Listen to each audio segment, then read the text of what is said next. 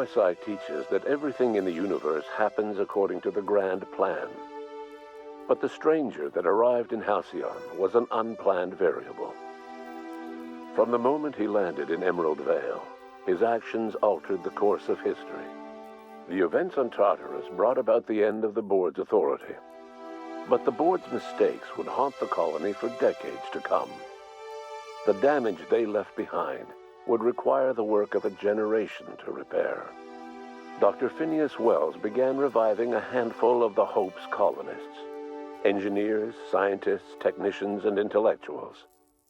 They were among the brightest minds the Earth had ever sent out into the stars.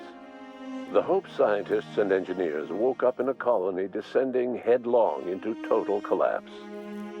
With no way to return to Earth, they had no choice but to band together and devote themselves to the cause of saving Halcyon. The people of Halcyon were nothing if not hardy. In the absence of the board's authority, many of the colony's settlements banded together with a single purpose in mind: survival. Life was especially hard in the years to come. Some towns dissolved by attrition and starvation, but most of them found a way to carry on. In the years to come, Halcyon was forced to reckon with its newfound freedom. The board was gone, and for better or worse, the colony was responsible for its own destiny. Left leaderless, the people of Stellar Bay and Amber Heights were slowly but inevitably picked apart by the wildlife of Monarch. Left unchecked, the war on Monarch consumed both MSI and the Iconoclasts. And when the sulfur cloud settled, only stragglers from both factions remained. Some found their way to Sublight, some to Terra 2, and some lived their final years fighting for food in the wilderness. In the end, only the beasts remained. Without Lilia Hagen, Sublight Salvage fell apart. The company fractured, devolving into a series of unregulated criminal gangs, fences, and smugglers. Their facade of legitimacy quickly faded. In time, the Sublight family was forgotten. Over the years, the ruins of Edgewater caused irreversible environmental damage to the landscape of Emerald Vale, owing largely to the presence of toxic compounds in the town's building materials. As for Edgewater's former workers, their remains provided a source of nourishment for the region's fauna, leading to an explosion in the sprat population. The loss of Junlei Tennyson hit the Groundbreaker hard, and even threatened to undercut the ship's independence. Taking up the example of their fallen captain, citizens banded together and rallied anew for the Groundbreaker's autonomy. Junlei was remembered as a folk hero, the spark that ignited a flame, heralding a new age of proud defiance against anyone who would challenge the Groundbreaker's sovereignty. The rediscovery of the Hope and the abandonment of the lifetime employment program forced Byzantium to come to terms with some uncomfortable realities about the state of Halcyon. While Byzantines were reluctant to surrender the luxuries they'd grown accustomed to, the board's diminished authority gave them little choice in the matter. Nearly everyone had to learn to make do with less. Some even had to get jobs.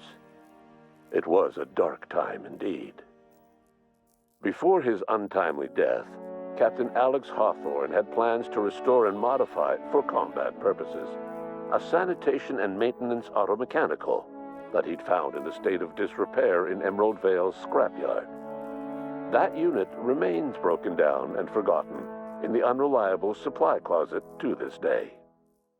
As for Dr. Phineas Wells, he spent his remaining years in his orbital lab.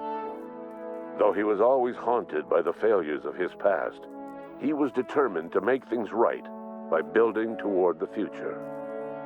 Dr. Wells was able to revive many more scientists and engineers than he first expected, thanks to the additional batch of chemicals you stole from the Ministry. Wells never forgot about the human lives that were lost in acquiring these chemicals.